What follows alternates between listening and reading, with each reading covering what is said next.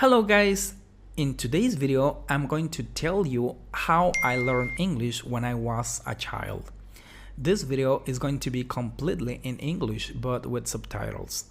So if you want to know how I learned English when I was a child, stay here. I'm going to tell you the whole story. This video will also be helpful to develop your English listening skills and comprehension. So with all this being said, guys, let's get started. My name is Enrique Rodriguez and I am the youngest of 5 siblings in my family. I live in a small city in Michoacán, Mexico. And when I was 11 years old, maybe 12, I don't remember exactly, I took my first diagnostic exam in English. And I remember that there were colors and it said black, but I wrote blanco, which means white in Spanish. I mentioned these guys because I really had no idea about the colors in English, not even the most popular one, which is black. So, as you can imagine, my level of English back then was completely non-existent. I remember that some people came to the school where I was studying, offering us a scholarship to study English, so I applied and I really had no idea how this was going to be. And the next day, they came home and told my mom, "Ma'am, your son has won a half scholarship to study English at our institute. After studying for 3 years, we will help him apply for a visa to visit the United States and test his English there." My mom asked me, "Hey Kike, would you like to learn English with them? Would you like to study with these guys?" And I replied, "I don't know, Mom. If you want." At that moment, a man told my mom, "Your neighbor's son who lives in that house also won the scholarship, and his dad already enrolled him." Hearing this, my mom said, "Okay, if the neighbor's son is going to study English, then my son will too." In the classes which were held on Saturdays, I remember the teacher that only wrote the verb to be on the whiteboard and said that we had to memorize it.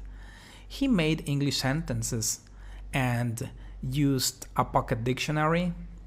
Since the classes were not cheap, students stopped attending and the group disbanded. Months went by and I ran into a friend who was also taking classes with me and told me, "Hey Kike, we are going to a teacher who gives us classes at her house, and some students are even more advanced than me. If you want to come with us, you can join us." And I said, "Wow, I have to go." And he also told me, "And we even do translations." And I replied, "Wow, it sounds very interesting." So I went, and the teacher had small chairs and tables. Her classes were relaxed with about 6 to 8 children between 9 and 13. The teacher's methodology was to give us English text to read, understand vocabulary and pronunciation, and then she would dictate sentences and words from the text for us to write correctly, completely in English. I attended that group for a few months and I learned all of the basics and a little bit more. I remember we used to ask the teacher, "Hey teacher, we listen to English songs, but we don't understand anything." And she would say, "Don't worry guys, if you understand 1 or 2 words, it's enough." And I didn't feel so bad anymore.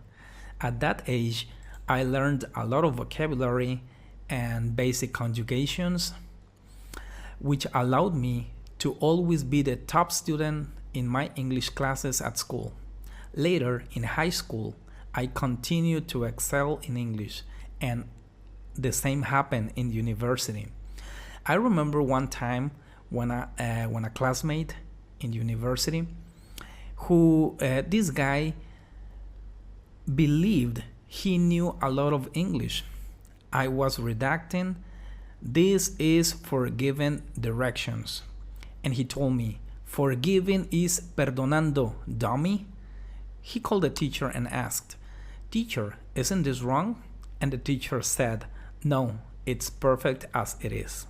Okay guys, ¿qué tal? ¿Les gustó mi historia? Completamente en inglés. de Cómo Aprendí Inglés. Si no entendiste, mira los subtítulos, repítela y aprende vocabulario, aprende pronunciación y comparte el video. Esto me ayudará un montón. Suscríbete porque muy pronto comenzaré el video, los 60 videos de todas las lecciones en inglés desde el nivel A1 hasta el nivel C2. Van a ser 60 videos, todos con ejercicios en PDF para que tú los descargues y practiques, y de esta manera practiques y aprendas a pensar en inglés. ¿Sí? Ya saben que el inglés se aprende estudiando y practicando. Necesitamos pensar en inglés haciendo esos ejercicios que les van a ayudar bastante. Ok, guys, si te gustó, comparte, regala un like y nos vemos hasta la próxima. Bye.